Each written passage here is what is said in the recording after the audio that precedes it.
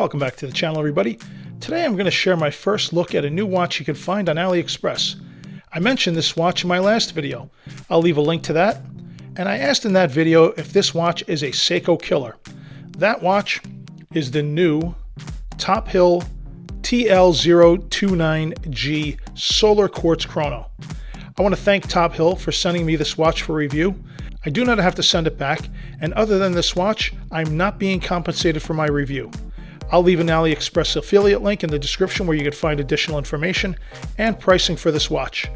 With the current AliExpress sale, the deal on this watch gets even better. So, is this watch a Seiko killer? Let's take a closer look. And if you want to look at the Seiko, Just One More Watch has a great review of it. At first glance, it may look like a one-to-one copy of the Seiko Speedtimer Black Series Night Vision Go Large. But as you look at it more closely, you'll see some differences. First are the subdials. The V192 movement in the Seiko gives you a 24-hour subdial at 3 o'clock, a 60-minute chronograph subdial at 6 o'clock, and a 60-second subdial at 9 o'clock.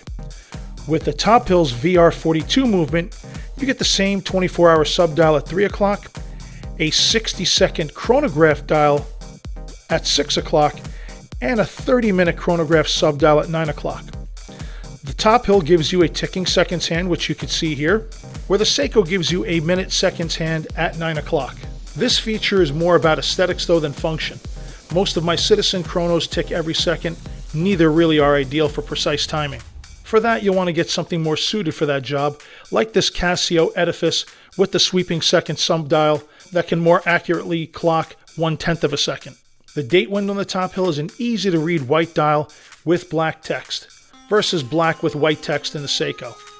The hands and indices are slimmer than the Seiko, and quite frankly, I'm not expecting the Tophill to even match Seiko in the loom department. The tachymeter bezel on the Seiko is aluminum, where here it's ceramic. The text is a bright white, where the Seiko print is more flat. And speaking of flat, the bezel insert on the Seiko is a flat insert, like most watches. Here you could see it's slightly beveled going into the sapphire crystal, and then on the other side it slopes downward, almost wrapping around the dial versus sitting on top of it. The pushers on both models are not screwed down, but on the Tophill it's knurled, giving it a nicer look. A signed crown is something Seiko doesn't give you. The mid case is where you see the biggest difference. This Tophill is more rounded with softer curves, where the Seiko is more your plain side slab similar to a dive watch. Both bracelets are 21mm, but the Tophill uses push pin links. Not awesome, but I'll take that over pin and collars used in the Seiko. And as far as the clasp, it's not even close. Seiko finally stepped away from their press clasp to give you a milled clasp, but it only has 2 positions of micro adjust. Pretty forgettable. The Tophill gives you a milled clasp with 5 positions of micro adjust. The pressed case back only gives you 50 meters of water resistance compared to 100 meters from the Seiko's screwed case back, but it's a chrono, not a diver. I think the new 39mm Seiko Prospex X Speedtimers now have a sandblasted dial, but the previous versions of the 41mm Go Large versions I believe had flat dials. This Tophill has a very nice textured or sandblasted dial.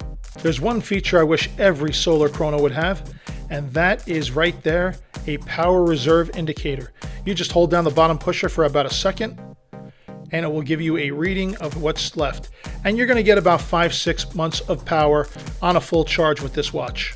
The 42mm case, 48mm lug to lug, and 11.5mm thickness are larger, but this is still thinner than even the 39mm Seiko with its 13.3mm thickness. So this is a larger watch that wears small and is very comfortable, given it's also just 137 grams, size to my 7.5 inch wrist. And having a 7.5 inch wrist, I appreciate the wrist presence without it being overbearing. I think this watch will fit nicely also on a 6.5 inch wrist. The rest is similar to Seiko.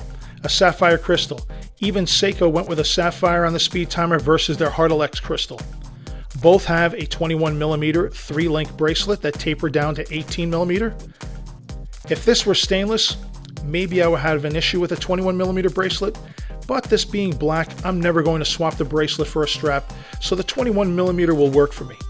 Unfortunately, I can't find an 18mm on-the-fly clasp on AliExpress in black, so I'll have to pay more for a black on-the-fly clasp from Amazon. But it's certainly worth it. I've bought the black 22mm clasp for a black ceramic Aragon I own. I'll leave a link for the clasp in the description as well. But with all the differences I laid out, you can't avoid the similarities and easily see it's still clearly an homage to the Seiko. And I see nothing wrong with that. But is Tophill doing it better?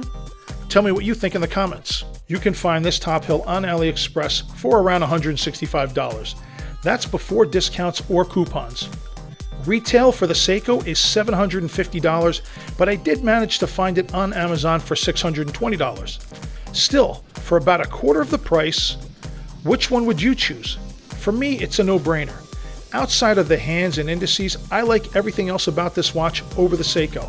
I prefer to see a working seconds hand you get from the VR42B movement versus the dead hand you see in the V192, sitting all day every day at 12 o'clock until you hit that top pusher. Does it have Seiko's heritage? Was it in space? No. But neither is the release of the Seiko Speedtimer. It's about selling watches, and I think Tophill has a better watch for sale. It's certainly a better value of the two, but is it a better value of the three? The Tactical Frog Solar Chrono is an AliExpress favorite, but how does it compare to the Tophill? I had a chance to look at the two side by side, and if you want to see how these two watches compare, drop me a comment. Like this video, hype, thank, share, whatever you can do to support the channel is greatly appreciated.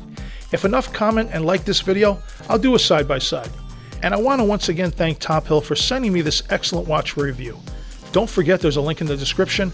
Go check that out and check out some of my favorite Tophill watches, specifically their 1963 Pilot with the full lume dial. Thanks again for watching, and as always, I'll see you in the next video.